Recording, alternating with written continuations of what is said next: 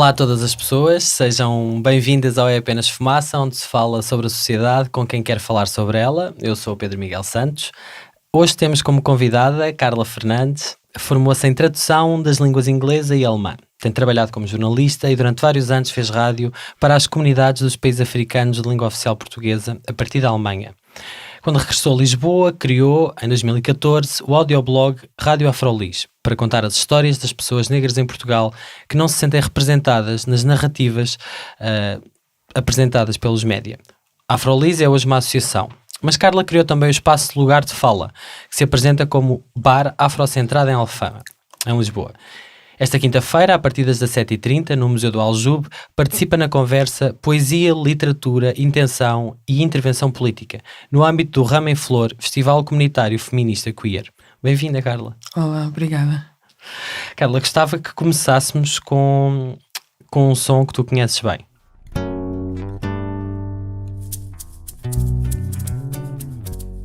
Afro-Lisboeta serão provavelmente os que habitam Lisboa como se ela fosse a sua terra-mãe. Alguém que tem África em si e vive nesse espaço. É uma pessoa que veio da África de língua portuguesa ou não, mas que veio da África e que passou a gostar tanto disto que deixa-se aqui ficar, vai de férias quando pode, quando consegue, mas é aqui que passa a viver, que é o meu caso.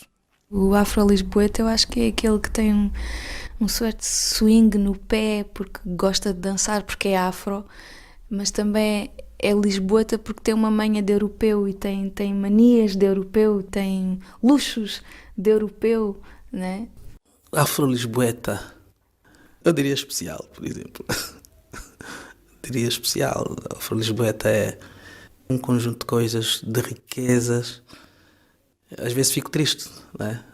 Porque não há um aproveitamento propriamente dito, né? Mas penso que isso ainda vai dar que fazer, vai dar que falar. Carla, tu conheces bem isto, não é? Ouvimos uma compilação de respostas de vários dos teus convidados, não é? Das entrevistas que fazes na Rádio Afrolis acerca da palavra afrodescendente. Afro-lisboeta. Afro-lisboeta, sim. Uhum.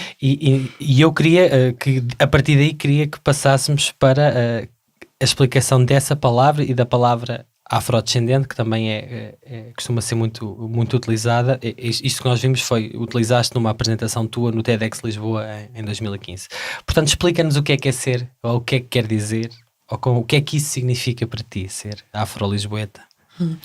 Eu, quando fazia esta pergunta aos meus convidados, era precisamente para saber essa resposta. Por isso é que agora te estamos a perguntar. E essa tentativa de procurar a resposta tem muito a ver com uma necessidade de nos fixar aqui neste território, não é? A cidade de Lisboa, mas também, não é, no país que é Portugal. Tentar saber qual é o nosso papel aqui e como é que nós nos vemos aqui neste território, não é? É mais esse desdobramento que eu estava a tentar através da pergunta que eu fazia às pessoas. Para mim, Afro-Lisboeta é precisamente isso, é uma pessoa negra que vive na cidade de Lisboa, que participa na vida da cidade e que contribui com música, com o seu pensamento, com a sua intervenção social. É um conjunto assim abrangente, não é? Mas é mais uma tentativa de fixar o negro na cidade de Lisboa. Uhum. Mas é uma definição diferente de afrodescendente português, por exemplo, se é que há essa definição, porque há um afro-portuense. Sim. Por contraste com o afro-lisboeta? Depende da apropriação, né? Da apropriação das pessoas, que as pessoas fazem do espaço em que vivem. Agora, se nós formos pensar na palavra afrodescendente, isso já é uma categoria política, né, que se está a tentar criar, não? Também para legitimar as pessoas negras que estão espalhadas na diáspora, mais, por assim dizer.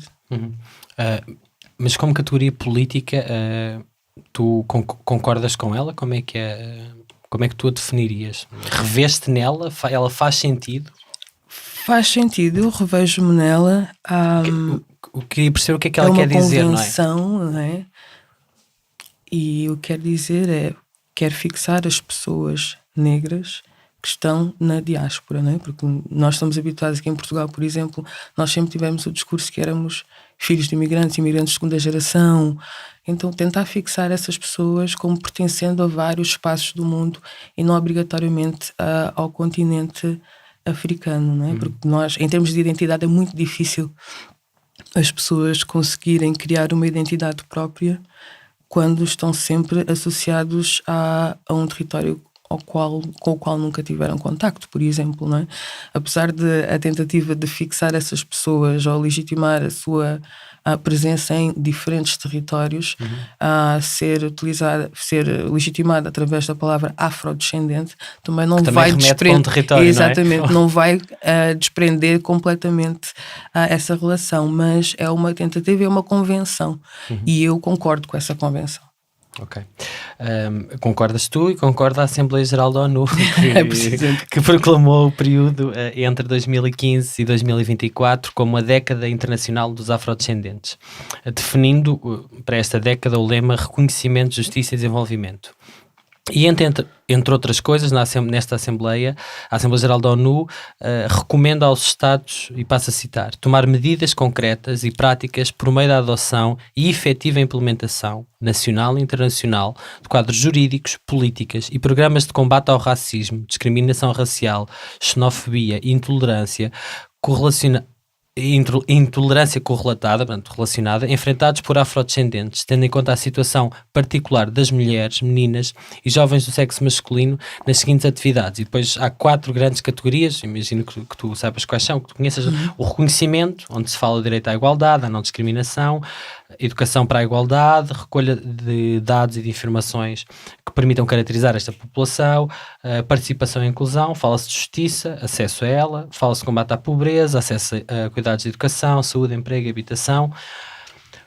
Para a vida concreta das pessoas negras a viver em Portugal, esta década tem alguma importância, esta classificação? Achas que isto muda alguma coisa ou tem algum impacto na vida das pessoas? Tem toda a importância. Ou seja, nós agora temos uma oportunidade para que os nossos direitos sejam reconhecidos. A questão da recolha de dados étnico-raciais, baseados em categorias étnico-raciais, é importantíssima, porque a partir daí nós podemos fazer um retrato de problemas, mas também talvez de oportunidades que estas comunidades, né, que as nossas comunidades têm aqui, que vivem aqui em Portugal. É um passo importantíssimo, é uma oportunidade muito importante para nós, afrodescendentes aqui em Portugal. Temos um problema que não está a ser reconhecido pelo Estado português também. Claro, isso é estranho, não é? Que o Estado não atenda a uma recomendação concreta da ONU. Exatamente. Como se ela não existisse. Como se ela não existisse. Que é um reflexo de como é que as comunidades negras são tratadas e vistas aqui em Portugal, ou não vistas aqui em Portugal, ou não reconhecidas aqui em Portugal. Porque os 3 eixos da década são uma base para qualquer tipo de tentativa de progressão ou desenvolvimento de qualquer tipo de comunidade. Reconhecimento, justiça e desenvolvimento. Sem reconhecimento nós não podemos ter justiça. Por exemplo, reconhecimento através da recolha de dados baseados em categorias étnico-raciais. Reconhecer que as pessoas existem, quantas pessoas estão em dificuldades, quantas pessoas estão na faculdade, estão em trabalhos decentes, quantas pessoas podem contribuir para o desenvolvimento da sociedade portuguesa. Claro. Fazer isso faz com que nós possamos chegar à justiça e consigamos desenvolver essas comunidades e, em geral, a comunidade portuguesa também, sociedade portuguesa. Mas não te revês na questão dos dados étnico-raciais no argumento que é dado para não querer avançar com essa divisão, que é recuar à ditadura, dizer que separar as pessoas por essas categorias pode ser muito perigoso, que é proibido por lei, portanto era preciso haver uma alteração. Percebes esse argumento ou entendo-lo como uma desculpa para não mudar nada? É uma desculpa para não mudar nada. Essa recolha já está a ser feita. Eu, por exemplo, quando estava grávida, na maternidade, recolheram. Mas recolheram o quê? Como é que escreveram? Como é que te determinaram? Num dos formulários que eu tinha que preencher, surgia raça.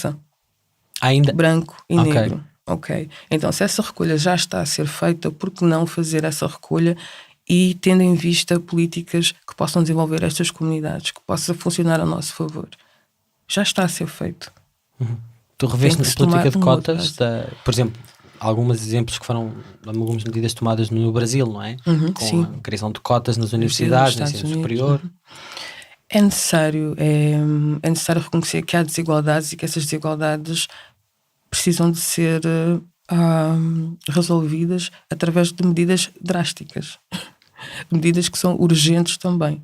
Porque se as pessoas não têm acesso devido a diversos séculos de opressão, como é que nós vamos conseguir recuperar esses séculos todos? É preciso que haja um primeiro passo e reconhecer, sim, estas pessoas precisam de entrar via cotas. Se nós fazemos isso para as mulheres, por que não fazer para as pessoas negras? Além desta questão dos dados étnico-raciais, o que é que como é que tens visto estas recomendações da ONU em relação àquilo que o Estado português tem feito? Tem mudado alguma coisa? Sentes que há algum tipo de iniciativa ou de vontade para... É verdade que falta muito tempo, mas também é verdade que para terminar a década, que ela já começou há 3 anos, nestes 3 anos houve alguma mudança de atitude por parte dos poderes públicos que tu tenhas sentido, né? Tu falas com imensas pessoas negras dos mais variados espectros, sobretudo no teu audioblog, na Rádio Afrolis. Isto nota-se ou não? Algum efeito? Não se nota, porque eu acho que aqui em Portugal ainda não se percebe ou ainda não se quer assumir que existem negros portugueses, não é? E para que se faça alguma coisa tem que se perceber primeiro que entidade é esta, né? Que identidade é esta dos afrodescendentes, para se poder direcionar para estas pessoas. O que tem estado a acontecer é que se trabalha ainda muito na base do imigrante. E então não há medidas de nenhum tipo nessa direção. Precisa-se mesmo de passar pela primeira fase, que é a do reconhecimento que existem portugueses negros em Portugal. E isso hoje não acontece? Ainda não acontece. Tem acontecido é que vários coletivos se juntam e tentam fazer pressão para que isso possa vir a acontecer, mas não está. Ainda não estamos muito próximo disso. Nós em maio passado entrevistámos a Luzia Muniz, é angolana, jornalista, socióloga e presida a PADEMA, que é a Plataforma para o Desenvolvimento da Mulher Africana. Ela é membro da Rede da Sociedade Civil da ONU para a década, precisamente para a década internacional dos afrodescendentes, e é também membro fundador da Rede Parlamentar do Conselho da Europa para as Políticas das Diásporas. A meio da conversa ela disse-nos basicamente que achava que essa década só tinha sido criada muito por pressão e por causa do efeito Obama.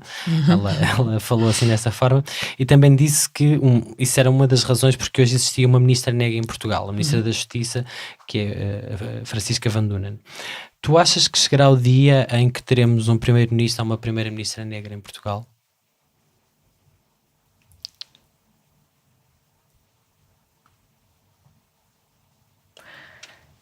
Gostaria muito que chegasse esse dia. Gostaria muito. Não estou a ver ainda. Mas gostaria muito que chegasse esse dia. Porquê é que fizeste um silêncio tão longo? Eu às vezes tenho tendência a ser um bocadinho pessimista nestas coisas. Mas acredito que com consciência que está a chegar às populações negras e a pressão que nós estamos a tentar fazer agora, tentando organizar-nos, não é? Vai ter resultados, tem de ter resultados. O silêncio longo foi porque acho que foi a refletir o tempo que isto pode vir a demorar. Mas já tinhas pensado nisso? Ou nunca tinhas pensado, além de ser uma coisa tão distante, que não é possível? Isto agora faz-me lembrar um bocado. Tinha visto uma conversa com acho que é James Baldwin bem nos anos 60, e ele falava sobre isso também, que o presidente americano, e riram-se, toda a gente se ria, o presidente americano negro, toda a gente se riu. E depois, exatamente, eu não sei fazer contas, né? Mas exatamente 40 anos depois, porque foi em 2008, né? Surgiu Obama. E então, né? Vamos ver. Aconteceu, não é? Aconteceu, exato. Uma outra coisa que ele dizia relativamente a esta chamada de atenção, não é? A criação de uma década é sobretudo uma chamada de atenção para um problema que é a invisibilidade e é aquilo que sofrem os afrodescendentes em termos de discriminação. A Luzia disse que já tinha proposto e que achava que fazia sentido a criação de uma agência das Nações Unidas dedicada às questões dos afrodescendentes, da mesma forma que há uma agência das Nações Unidas dedicada à assistência aos refugiados da Palestina. Isto faz sentido ou não? Faz sentido, porque se a ONU já está a reconhecer que as populações negras sofrem no mundo inteiro, por que não criar uma agência para essa camada da população mundial que é fragilizada? Faz todo o sentido. Mas é impressionante como quando pensamos em medidas especificamente para pessoas negras, não é? Porque quando estamos a falar de afrodescendentes, estamos a falar de pessoas negras, há sempre uma resistência tão grande. Tão grande. Quem é que tu achas que resiste quando tu dizes que há uma resistência? Em geral, se a ONU tem uma década dos afrodescendentes, não é? Acho que Portugal nem deve ser dos únicos países a não ter assim grandes medidas, a não pôr em prática assim grandes medidas. Mas O que é agora estranho. neste caso que tu agora mencionaste, não é? Por que não criar uma agência para afrodescendentes? Porque a ONU representa o mundo. Claro. Então, tu perguntaste quem é que... É em geral. Porque é que há uma dificuldade tão grande em criar mecanismos de defesa destas comunidades? Eu não estou aqui para fazer perguntas. Não, estás, claro. E por falar em perguntas, em novembro de 2016, já foi há mais de um ano e meio, se as contas estiverem certas, nós falámos contigo na manifestação Direitos Iguais, Documentos para Todos, no Martim Moniz. Cerca de 5.000 pessoas marcharam defendendo a luta dos imigrantes por documentação, por um tratamento decente por parte do Serviço de Certezas e Fronteiras. Tu estavas lá e o Ricardo Ribeiro falou contigo e eu queria que tu ouvisses um pequeno excerto de uma resposta que lhe deste.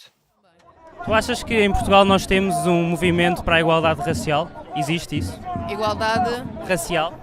Não existe um movimento, existem vontades, não é? Mas um movimento que fala com a mesma voz, que reconheça que existe esse problema, ainda não existe. Mas acho que estamos no bom caminho, porque já existe assim uma comichão nas pessoas e começa assim. O que é que tu responderias hoje à mesma pergunta? Há um movimento. Passados 2 anos há um movimento? Há um movimento em crescimento. E o que é que mudou? O que é que fez com que de há 2 anos há 1 ano e meio, quase 2 anos esta parte, tu tivesses mudado a tua resposta e reconheças hoje e digas que há um movimento para a igualdade racial, contra a discriminação racial, um movimento de consciência e de empoderamento negro? O que é que tu dizes isso? Eu voltei para Portugal em 2013. Ninguém falava em afrodescendentes aqui. Não havia uma única associação que se dedicasse a diferentes necessidades das comunidades negras. Agora nós temos, por exemplo, a FEMAFRO, né? Tem mais a ver com o feminismo negro, com as mulheres negras aqui. Nós temos a Jazz, que também fala de afrodescendentes. Temos a Queering Style, com a Alexandra Santos. Ou seja, nós estamos a refletir uma profundidade da figura tipo que é o negro. E cada vez mais nós vamos encontrando aquela voz que faltava, aquela voz comum. Se nós formos a reparar, todas estas associações estão a ligar-se a diferentes causas e a apoiar essas diferentes causas, apesar de o foco delas ser outro. Então sim, agora eu reconheço que já existe esse movimento e a tal voz que faltava na altura já se está a fazer ouvir. Porque há essa interseção. Porque há essa interseção e o movimento é isso, né? Tem que haver ali havia vontades ainda, era o burburinhozinho que estava ali a acontecer. E agora já as pessoas conseguiram encontrar o seu espaço não é? Essas vontades conseguiram encontrar o seu espaço e já se conseguem movimentar na mesma direção. Mas isso tem que ver com... O que é que pode ter... Se é que faz sentido falar disto assim? Houve alguma faísca? É porque há uma nova geração, há gente nova? É porque... Porque é que isso aconteceu, não é? O que é que permitiu... Olha, Pedro, eu acho que isso está a acontecer por causa desta oportunidade, que é a tal década dos afrodescendentes. Agora nós sentimos que podemos falar. Muitas vezes para falar também tens que sentir que podes, né? Que há um espaço para falares. E quando tu expressas essa vontade, né? Outras vozes se juntam à tua.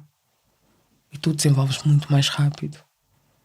Um outro fator que eu acho que é geral para vários movimentos, para vários ativistas, é o facto das novas tecnologias nos ajudarem muito. Nós conseguimos avançar e arranjar soluções muito mais rápido porque temos exemplos do mundo inteiro. E conseguimos nos ligar também a essas pessoas que estão lá fora, aprender com a experiência deles. E os passos são muito mais largos. É muito mais rápido hoje em dia. E agora, só comecei a pensar sobre isso agora que me perguntaste, não é? E acredito que tenha muito a ver com isso. A oportunidade, né? O facto de agora podermos ser ouvidos e haver uma maior abertura. Se também fores ver nos mídias, milhões de artigos a falar sobre racismo. Como é que é possível? Aqui em Portugal isto não havia. Não havia racismo, não há racismo. Já não havia racismo.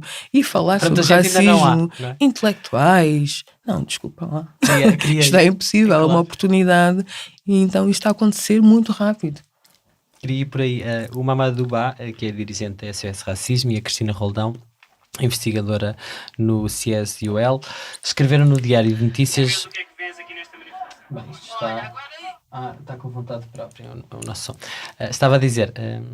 O Mamadou Ba, dirigente do SOS Racismo, e a Cristina Roldão, investigadora no CIES e UL, escreveram no Diário de Notícias, logo no início do ano, o texto Racismo em 2017, um ano negro, e descreveram o ano 2017 como um ano de alta visibilidade para as questões antirraciais. Citando: esta consequente alta visibilidade de 2017 tem as suas raízes num movimento longo, difuso, cotidiano, negro e cada vez mais feminino, de debates, peças de teatro e cinema em torno da questão negra, celebrações das raízes culturais e ancestralidade, redes de solidariedade interbairros, reconstruções estéticas e identitárias afrocentradas, exposições, blogs, textos escritos a várias mãos e música a várias vozes.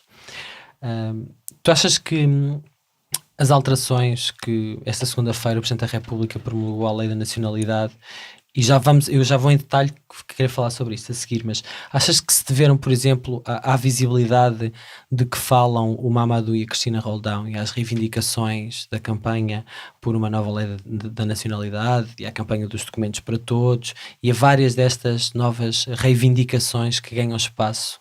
Também, óbvio.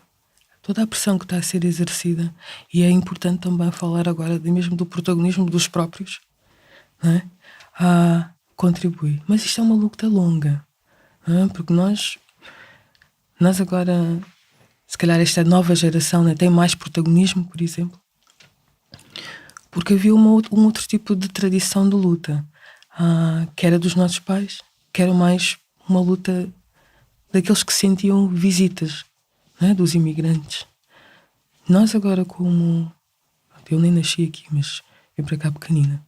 Mas És angolana? Sou angolana. Agora, os jovens que nasceram cá,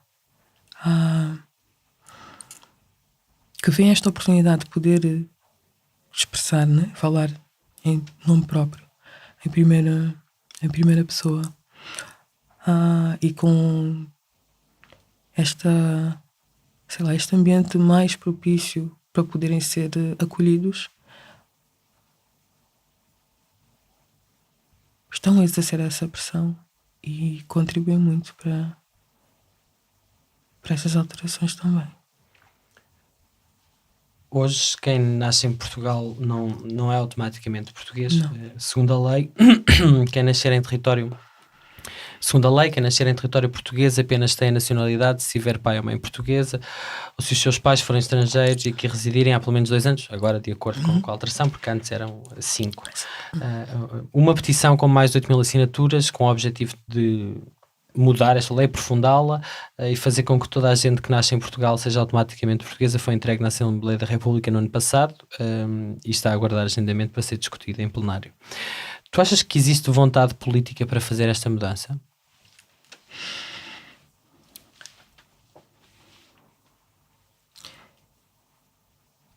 Existe pressão, né? Existe uma necessidade, provavelmente, de dar alguma coisa a esta parte da população portuguesa. Mas Portugal também está inserido na Europa, não é? A Europa fortaleza. E é difícil, talvez, tomar decisões, ou é complicado tomar decisões que vão afetar este território todo também. Existe a pressão interna da população que está a ser afetada, está a ser excluída, mas a luta é bem maior. Achas que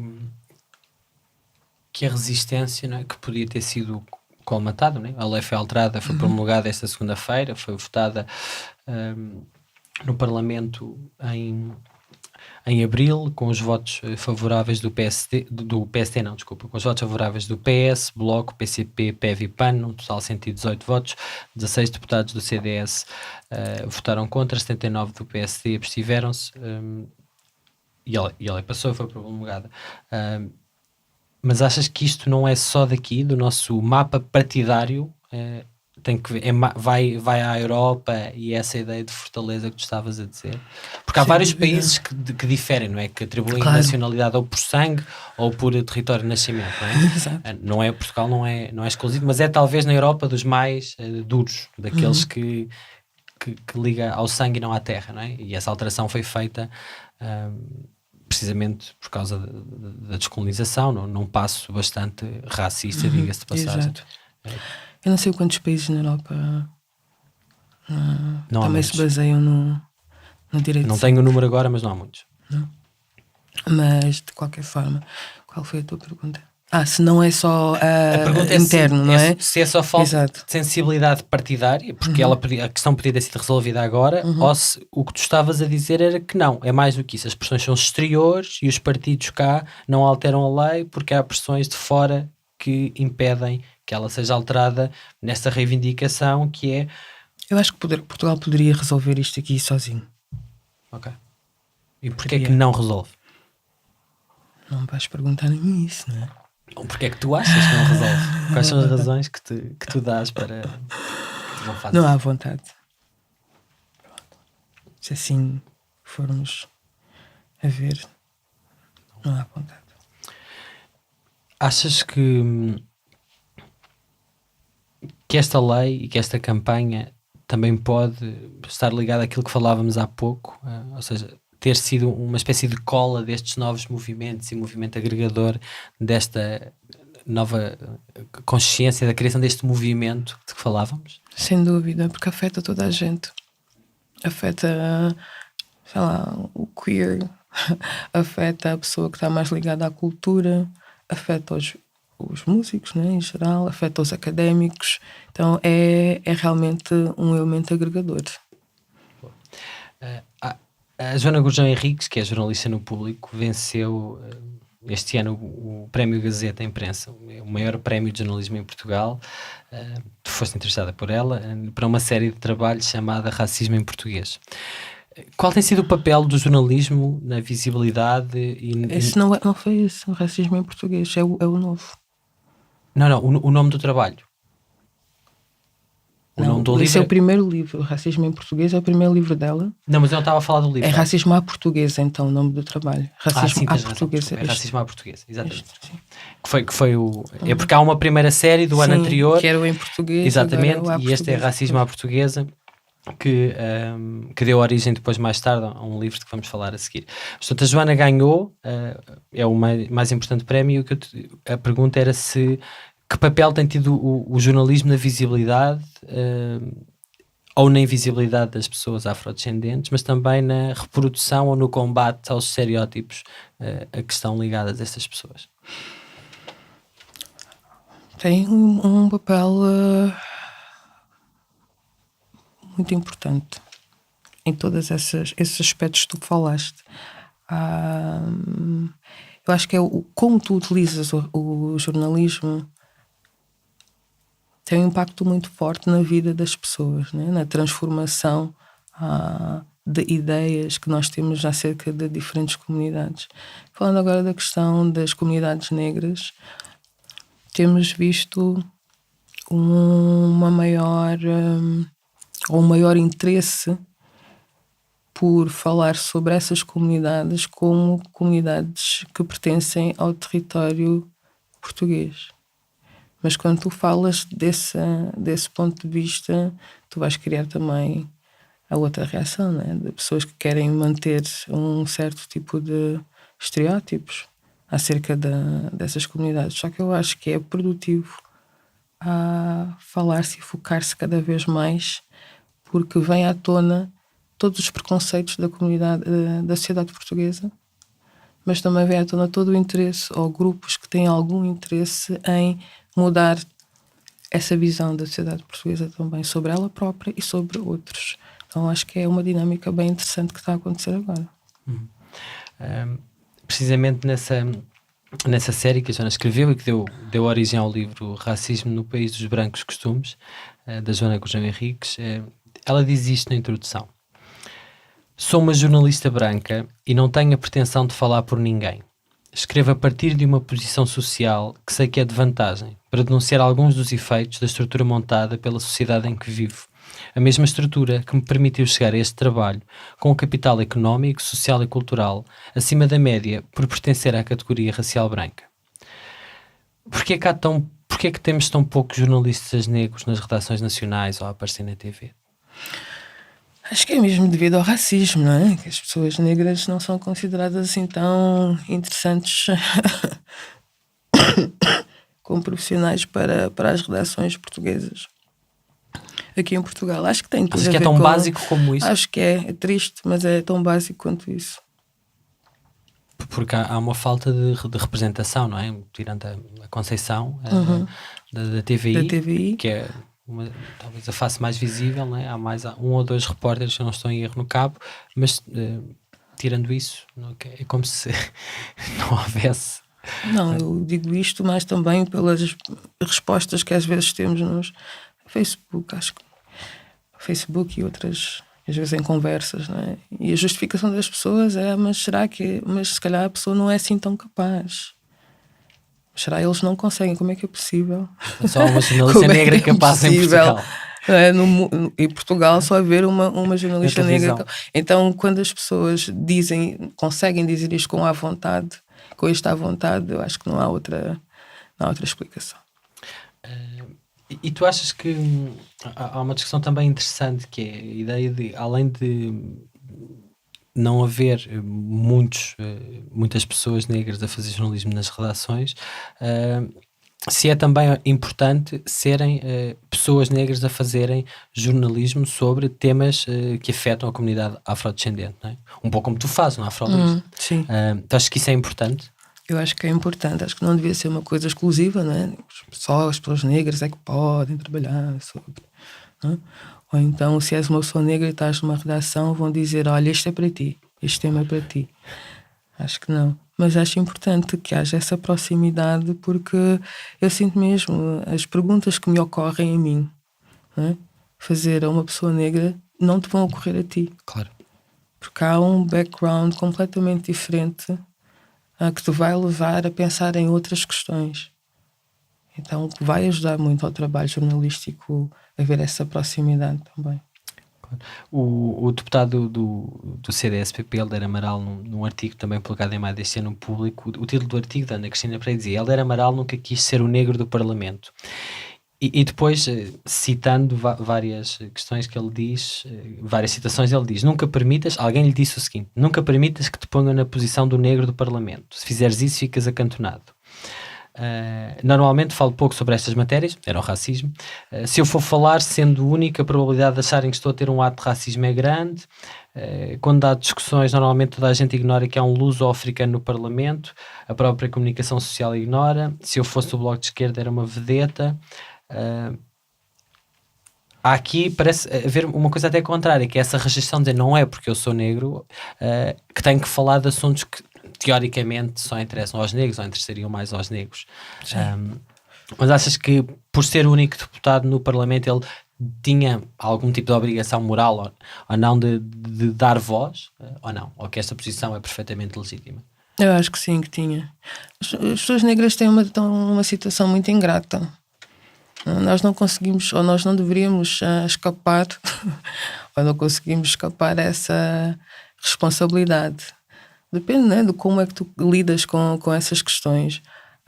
Mas é impressionante como eu acho que se tu tens a oportunidade, se estás numa posição de privilégio, tu és obrigado a falar sobre estas questões. Sempre que puderes, tens que falar sobre estas questões. Isso é uma posição muito ingrata, mas, a meu ver, é necessária. É necessária. Queria falar agora, e por causa de estarmos a falar dessa ideia de palavra e de dever, sobre a Afrolis, não é? É hoje mais do que um audioblog. Exato. E do que os seus programas, é uma associação. Criou um clube de poesia negra, Gidiu, Herança do Ouvido, não é? Que lançou também um livro, Gidiu, 12 formas e mais uma de se falar da experiência negra em Portugal. E tu criaste Lugar de Fala, que se apresenta como um bar afrocentrado em Alfama. Alfama é em Lisboa, para quem não é de Lisboa. Agora, eu gostava que ouvíssemos uma peça tua, é um som, uma reportagem que tu fizeste no lançamento deste livro, do Gidiu. Hoje é um dia marcante, né? Porque hoje é o dia 21 de fevereiro e ele marca o nascimento de Nina Simone e é o dia que marca também o assassinato de Malcolm X, quando o mesmo preparava-se para tomar o lugar de fala. Então eu vou começar com um poema que eu escrevi, que chama-se Lugar de Fala. Podemos também dizer que é em referência ao espaço que a Carla tem em Santa Apolónia. Ele chama-se Lugar de Fala. Fala. Enfrenta esse elefante na sala e toma o lugar de fala. Enfrenta, derruba, escala, mas não te desvies de tudo aquilo que até hoje nos cala. Toma o lugar de fala. E ao subires o pedestral, erga a coroa para que todos possam visualizá-la, debita a mensagem e trá-la para junto de nós, para que possamos escutá-la e agraciá-la. Toma o lugar de fala. Sem medo, toma o lugar e fala. Traz-nos a verdade para que outro ou outra possa escutá-la, levá-la consigo e partilhá-la com todos, todas que possuem a mente presa e precisam do conteúdo da fala para libertá-la. Toma o lugar de fala. Mas comprometida com a verdade, porque há quem pretenda continuar a tomar a nossa voz para amordaçá-la, ocultá-la nos vários momentos e espaços de fala. Toma o lugar de fala. Os ancestrais ouvem as tuas preces, abala os alicerces que compõem esta estrutura opressora, ajuda a quebrá-la, ou mesmo a abandoná-la, para que não tenha sido em vão o esforço aquelas que acabaram na vala, comidos pela bala. Toma o lugar de fala, para que possas usá-la como veículo libertador e transformador. Toma o lugar de fala. Então, este livro... Explica-me o que é o Lugar de Fala e porque é que deste este nome ao teu bar. O teu espaço cultural, não sei como é que tu dizes. A minha casa. Nossa casa. Bem, o Lugar de Fala é um conceito que vem de feministas negras dos anos 80 nos Estados Unidos. E que, à partida, tenta quebrar com a mediação, né? Ou seja, as pessoas falam a partir do seu próprio contexto. Eu, como mulher negra, nascida em Angola, crescida em Portugal, falo a partir deste lugar de fala. A ideia é mais para que a tua contribuição em diferentes lutas, agora eu vou falar da luta do racismo, venha do teu próprio contexto. Não é? Tu, como homem branco, quando tu vais contribuir no combate ao racismo, vais assumir o teu lugar. de fala. Lugar privilegiado. Portanto, 2 vezes, né? Como homem e branco e jovem e... né? Vamos levar em consideração vários aspectos, né? Também, sei lá, social, económico, e a partir desse lugar de fala tu vais contribuir. Daí ser um bar afrocentrado, né? Aquilo é casa de pessoas negras que se posicionam como pessoas negras a viver aqui em Lisboa e que recebem toda a gente que queira vir fazer uma troca, mas que venha sabendo quem é, na sua posição. Então tem-se criado um ambiente bem produtivo lá, porque as pessoas que chegam, brancas, negras, cruzam-se e parece que falam de uma forma mais, para mim, né? Esse é o sentimento que eu tenho, mais honesta, sem grandes, sei lá, não tem assim muitos paninhos quentes, não? É bonito de se ver. Houve um grupo de jovens estudantes que estão a trabalhar sobre a descolonização do pensamento, brancos todos, e quiseram reunir lá, fazer as reuniões deles lá, que sentiram-se bem naquele espaço e também podiam fazer a troca connosco. Cada um estava a falar a partir do seu lugar de fala, que é o mesmo espaço, só que partilhado. É bonito isso. É. Mas eu queria perceber isso melhor. Não sei, quando tu dizes a partir do teu espaço, significa que tu te deves apresentar, dar o teu contexto e explicar, olha, eu sou isto, ou que deves estar nas esferas sociais todas tendo noção dos teus privilégios e ideia de que exatamente. Não. Estar em todas as esferas e ter noção disso, do teu privilégio ou falta dele. Claro. Ou falta dele, porque também há muitas pessoas negras que não se apercebem de algumas questões, né, que os afetam, ou que rejeitam essas questões. Então é importante isso, né? Tu estás consciente, é mais uma chamada de atenção, awareness, né? Para falares a partir dessa posição. Claro. E o que é que isso tem feito, esse conceito? Como é que ele ajuda a luta contra o racismo? Como é que ele ajuda o perseguimento das causas dos afrodescendentes, de uma maior consciência e de trazer para o debate público? Como é que isso tem ajudado? Ou se é que ajuda, se é que é esse o objetivo, não sei. É ajudar, é. Ajuda a partir do momento em que tu sabes de que posição é que tu falas, mais facilmente tu consegues agir para combater ou para apoiar, seja que causa for. Não? Porque imagina, tu como homem branco tu vais dizer, pois é, eu também já sofri racismo, eu estou convosco, que é uma coisa que nós ouvimos várias vezes. Ou seja, tu aí não estás a ter noção do teu lugar de fala e é contraproducente essa atividade, essa vontade de ajudar, porque nós sabemos que nós não estamos na mesma posição. Achas que isso é assim tão claro para a maioria das pessoas que nos vai ouvir? Porque acho que é contraproducente uma pessoa, imagina. Eu queria que me explicasses porque é que uma pessoa branca não pode sofrer racismo, não é? Imagina Não. Não pode. Desculpa. Não, uma pessoa branca não pode sofrer racismo. Porquê? Porque o racismo é um sistema de opressão que existe em várias frentes. Se tu fores para a África, por exemplo,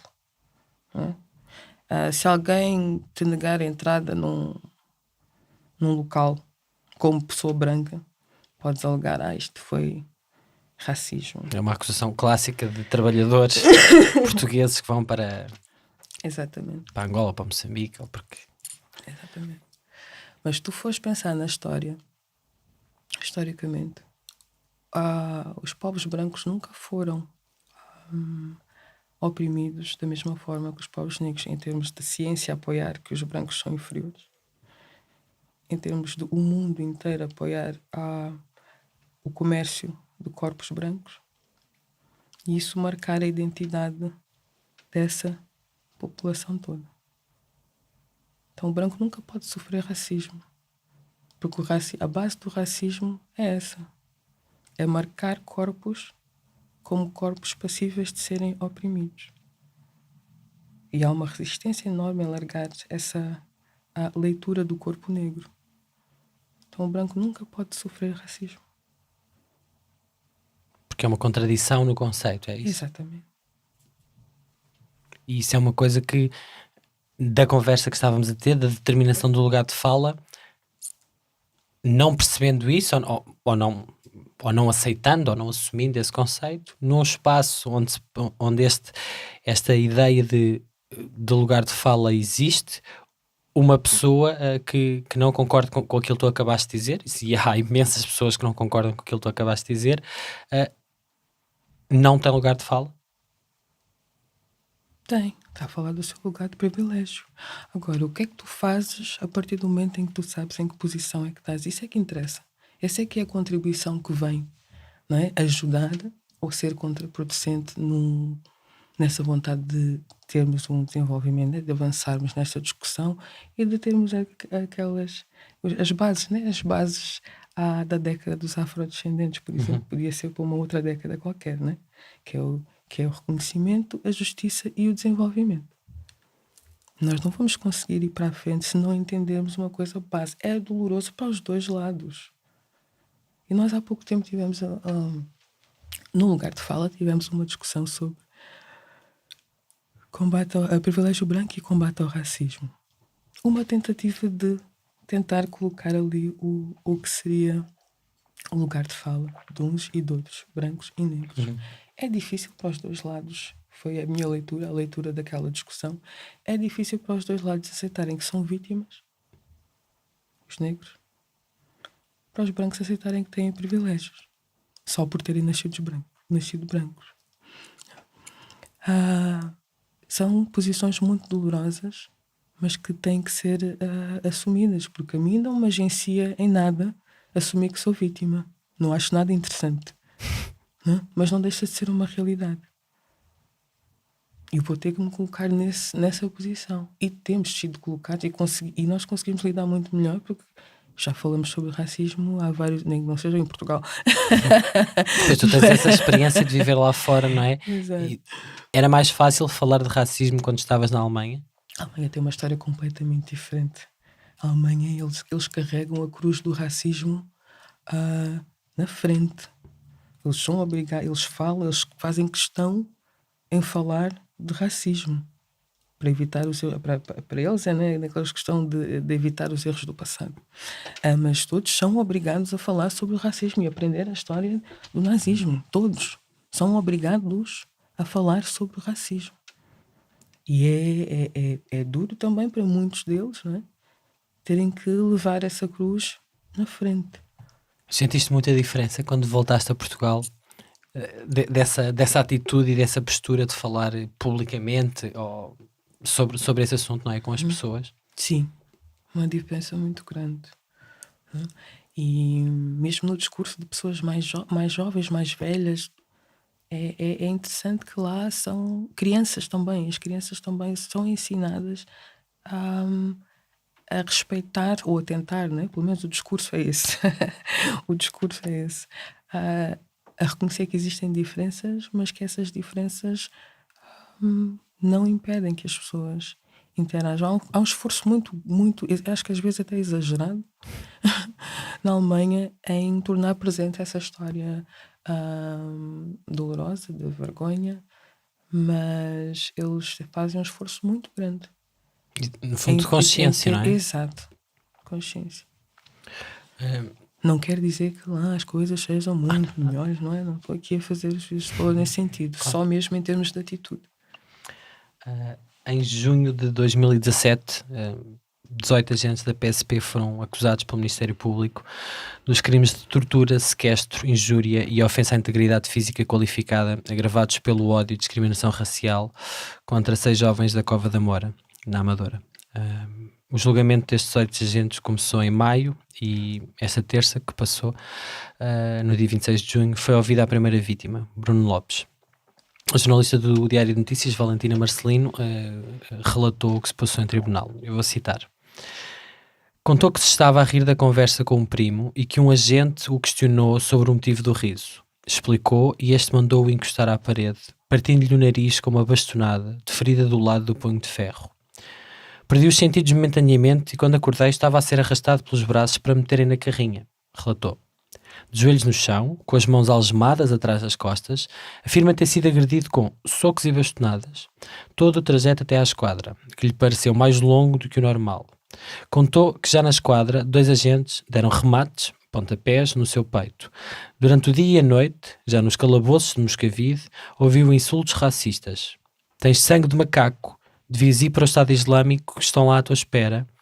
E os gritos dos amigos que o tinham ido procurar e acabaram também, segundo o Ministério Público, violentamente detidos, espancados e detidos. Achas que se vai fazer justiça neste caso? Não sei.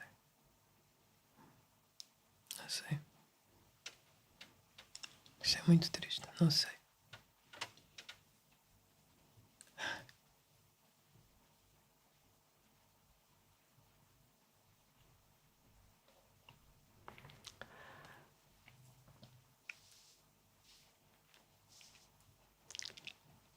Ao mesmo tempo, é inédito uma acusação destas. É. E isto nunca tinha acontecido em Portugal, sobretudo por parte do Ministério Público, que inicialmente até tinha acusado e depois houve ali... Tinha acusado as vítimas, houve um volte-face e acusou os agentes. Embora a suspensão destes agentes, né, foi também um pedido do Ministério Público, não tenha acontecido. Mas isto é um sinal, ou pode ser um sinal, pergunto, daquilo que estávamos a falar, desta ideia de que há 2 anos tu achavas que não havia um movimento, que não se falava muito disto. E agora, em 2017, em 2018, não só os coletivos têm mais voz, os jornais dão mais atenção, como até a justiça parece que finalmente decidiu acusar agentes policiais de uma coisa muito concreta, que é de terem preconceito racial e de espancarem pessoas de bairros economicamente mais desfavorecidos, onde passavam mais problemas, coisa que se ouve, basta viver em Lisboa e ter amigos ou pessoas que vivam nesses bairros e sabe-se que isso acontece há anos e anos, há décadas, mas nunca tinham tido esta visibilidade. É um passo ou é só uma exceção? Isto que aconteceu, esta tomada de posição do Ministério Público para se fazer realmente justiça? Agora faço uma coisa interessante, nunca tinham tido visibilidade. Nós temos lutado muito pela visibilidade, não é? Mas o que eu tenho estado a ver que visibilidade não é justiça.